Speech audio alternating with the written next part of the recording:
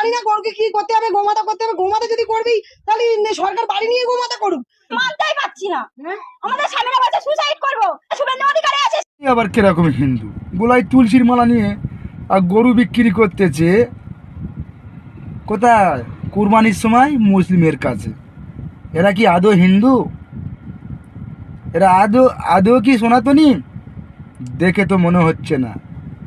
তাই এদের মতন হিন্দুদেরকে আমাদের ভারতবর্ষে রাখা উচিত না।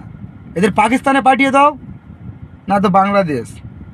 আবার কি বলে আমাদের স্বামীরা সুসাইড করবে, সুসাইড করে মরে দিতে বল। ওরম দোগলা হিন্দু আমাদের পশ্চিমবাংলায় দরকার নেই। সুসাইড করে ওদের মরে যেতে বল, ওদের সাথে তোরাও মরে যা। তোরা থাকলে আমাদের ধর্মটা নষ্ট করছি। এটা হিন্দু হয়ে হিন্দু ধর্ম নষ্ট করছি তোরা। তোদের মতো হিন্দু আমাদের এই হিন্দুস্থানে থাকার থেকে সুসাইড করে মরে যা অনেক ভালো।